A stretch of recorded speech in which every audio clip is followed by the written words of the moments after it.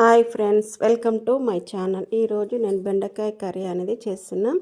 ముందుగా స్టవ్ వెలిగించుకొని ఒక గిన్నె పెట్టుకోండి. గిన్నెలో ఒక 2 స్పూన్ల ఆయిల్ వేసి హీట్ ఎక్కిన తర్వాత ముందుగా కట్ చేసి పెట్టుకున్న ఉల్లిగడ్డలు, కొత్తిమీర, కరివేపాకు, కొద్దిగా పుదీనా వేసేసుకోండి. అందులోనే 2-3 పచ్చిమిరపకాయలు కట్ చేసి వేసుకోండి.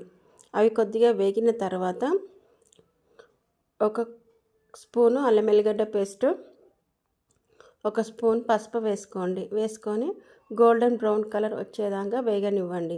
అవి మంచిగా వేగిన తర్వాత ముందుగా కడిగి కట్ చేసి పెట్టుకున్న బెండకాయ ముక్కలను గిట్ట వేసుకోండి. వేసుకొని ఒకసారి కలుపుకొని మూత పెట్టుకొని ఒక 2 నిమిషాల పాటు మగ్గనివ్వండి. అవి కొద్దిగా మగ్గిపోయిన తర్వాత అందులో రుచికి సరిపడేంత కారము, రుచికి సరిపడేంత ఉప్పు వేసుకోండి. వేసుకొని ఒకసారి కలుపుకొని మూత పెట్టేసుకొని 1 నిమిషం పాటు మగ్గనివ్వండి. ఉప్పు కారం అనేది ముక్కలకు పట్టుకొని టేస్ట్ అనేది వస్తుంది. అందులోనే ఒక 2-3 టమాటాలు చిన్న చిన్న ముక్కలు కట్ చేసుకొని ఆ బెండకాయ ముక్కల్లోకి వేసేసుకోండి. వేసుకొని ఒకసారి కలుపుకొని పెట్టేసుకొని అందులోనే కొద్దిగా చింతపండు గుజ్జునైతే వేసుకోవాలి. ఇది మరీ పులుసు కాదు, కర్రీలాగట కాదు, చాలా టేస్టీగా ఉంటుంది. రైస్లోకి అయితే చాలా బాగుంటుంది కర్రీ అయితే. మరి పులుసు అంటే మనం వేరే విధంగా ఉంటుంది, పులుసు ఎక్కువ వేస్తాం కాబట్టి నేనైతే ఈ విధంగా అయితే చేసుకుంటా. ఒక చిన్న కప్పుడు నువ్వుల పొడి, కొద్దిగా జీలకర్ర పొడి,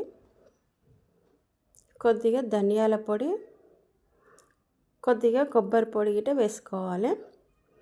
నువ్వుల పొడి వేయడం వల్ల చాలా టేస్టీగా ఉంటుంది. లేడీస్ గిట్ట నువ్వులు రోజు తినాలి అని అంటారు కదా, ఈ విధంగా అయితే చేసుకోండి. అప్పుడప్పుడు కర్రీ మాత్రం మరీ పులుసులా కాకుండా ఇలా చేసుకుంటే అయితే చాలా టేస్టీగా ఉంటుంది. పిల్లలు గిట్ట ఇష్టంగా తింటారు ఈ కర్రీ మాత్రం. అందులో కొద్దిగా బెల్లం వేసుకోండి, ఎందుకంటే టేస్ట్ కోసం మరీ పులుపుగా ఉండదు, మరి స్వీట్ గిట్ట ఏముండదు. కొద్దిగా బెల్లం వేయడం వల్ల వేసుకొని ఒకసారి కలుపుకొని మూత పెట్టుకొని చూసుకోండి.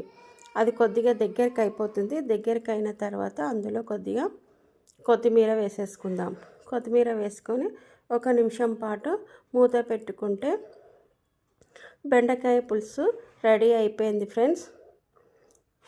ఒకసారి ఈ విధంగా చేసి మీ పిల్లలకి పెద్దలకి పెట్టండి. బెండకాయ తినని వాళ్ళు గిట్ట ఇలా చేస్తే మాత్రం కంపల్సరీ తింటారు బెండకాయ పులుసు అనేది.